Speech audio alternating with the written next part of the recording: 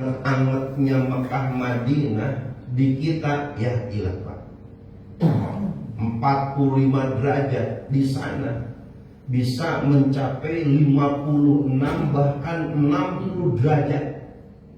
10 menit naruh telur mati. Ini orang disimpan di tengah padang pasir panas, ditarik kaki tangannya dari penjuru 4 arah, diikatkan dengan kaki kuda yang kencang larinya, dipecut. Apa yang terjadi? Wafi ba'dir riwayat, badannya Sumayyah, seorang ibu, seorang perempuan, pecah jadi 4 bagian. Kenapa sampai sebegininya? Karena ancaman keimanan. Bilal bin Rabah ditindih dengan batu besar. Sahabat yang lain dikarantina, disekap, ditahan dan sebagainya. Ketika dakwah ini jika dilanjutkan berbahaya, maka Rasulullah Shallallahu Alaihi Wasallam memerintahkan para sahabat berjumlah 77 orang untuk hijrah pertama kalinya, dipimpin oleh Ja'far bin Abi Thalib, sepupunya Rasul, putra paman Abu Thalib. Abu Thalib paman Rasul punya anak namanya Ja'far bin Abi Thalib, ada Ali bin Abi Thalib. Dipimpin oleh Ja'far bin Abi Thalib, termasuk di dalamnya adalah sahabat Utsman bin Affan ikut pada saat itu. 77 orang kata Nabi, selamatkan diri kalian. Dakwah memang betul dakwah, tapi jika dakwah ini berbahaya, maka yang dipertahankan adalah hifdun nafs, bagaimana menyelamatkan nyawa kita. Maka di dalam ibadah boleh enggak puasa kalau sekira-kira puasa membahayakan nyawa, kan begitu. Pertanyaannya, puasa hukumnya wajib atau sunnah? Puasa Ramadan wajib. Tapi jika dipaksakan puasa Ramadan, tambah parah sakitnya, tambah kronis sakitnya, membahayakan nyawa karena puasa. Pertanyaannya, maksa puasa atau bukan? Bukan. Kenapa? Mendihifdil jasad, menjaga ruh dan nyawa. Dakwah wajib. Tapi jika dakwah berbahaya dan membahayakan, maka dakwah di-cancel. Lebih baik daripada mundur teratur mengatur siasat, maka dakwahnya dialihkan ke tempat yang lain. Berhijrahlah 77 sahabat, sahabiah laki perempuan, dipimpin oleh Ja'far bin Abi Thalib, hijrah ke Habsyah, ke Ethiopia. Nah, ini hijrah pertama kali. Sebelum kejadian hijrah dari Mekah ke Madinah. Kejadian hijrah pertama ini pada tahun kelima kenabian, dipimpin oleh Ja'far bin Abi Thalib, membawa daripada sahabat laki perempuan sebanyak 77 orang ke Habsyah, ke Ethiopia sekarang, untuk berdakwah di sana. Dan ternyata langkah ini pun udah kecium.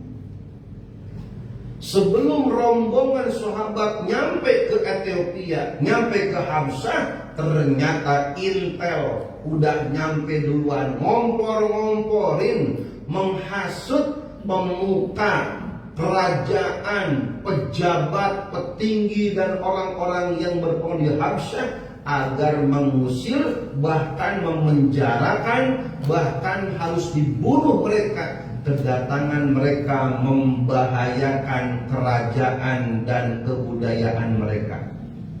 Dianggapnya bugot, dianggapnya pemberontak, mencari suaka. 77 orang.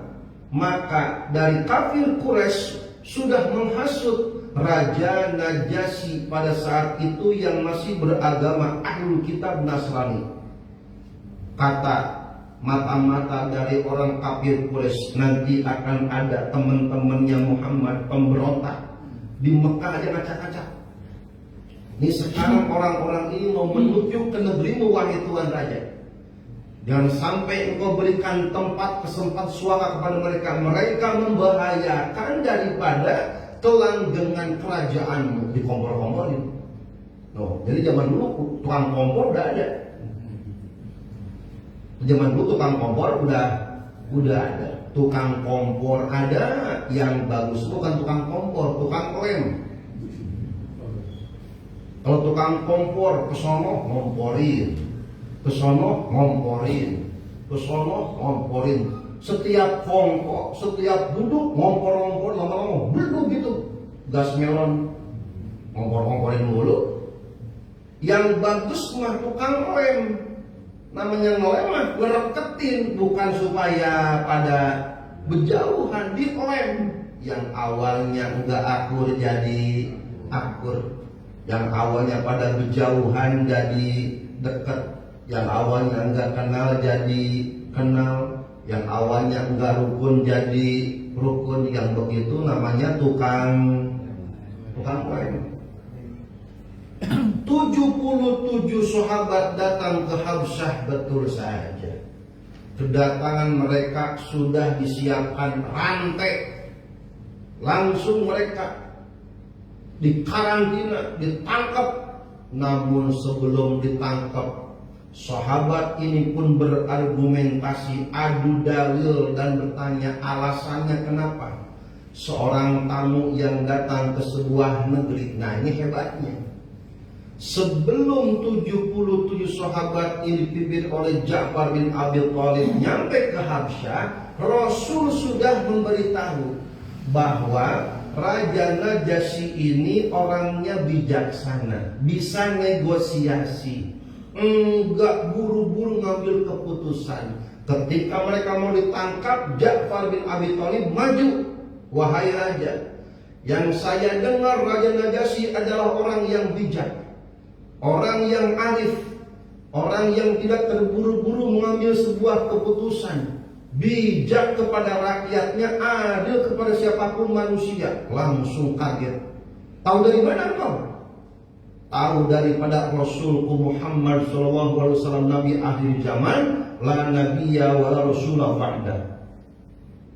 Mendengar kata Muhammad, ini Raja Najasyi ingat bahwa di dalam kitab Injil sudah disebutkan akan lahir datang Nabi akhir zaman, Rasul akhir zaman bernama Muhammad. Diceritakanlah orang ahli kitab punya pengetahuan tentang nabinya. Siapa nabinya, Pak? Nasrani. Nabinya siapa? Nabi Isa. Ja'far bin Abi Thalib sudah tahu siapa Nabi Isa, di Quran kan sudah ada. Raja Habsyah Najasyi ini bertanya, jika Rasul Muhammad adalah betul urusan the messenger, utusan Tuhan, coba terangkan apa kata kitabmu tentang Isa bin Maryam. Dibacakan ayatnya, diterangkan bagaimana siapa Nabi Isa, bagaimana lahirnya, bagaimana dakwahnya, dan ayat-ayat Al-Quran yang dibacakan oleh Ja'far bin Abi Thalib sesuai dengan yang tertera di dalam Injil. Apa kata Raja Najasyi? Jarak antara kalian dan denganku seperti hanya garis tokat, artinya tidak ada batas. Ternyata intel mata-mata kafir Quraisy gagal menghasut Raja Najasyi. Singkat cerita, 77 sahabat dipimpin oleh Ja'far bin Abi Thalib diberikan perlindungan, diberikan keamanan. Ternyata agama Islam yang mereka bawa sama dengan Injil murni yang saat itu diamalkan, diyakini oleh Raja Najasyi.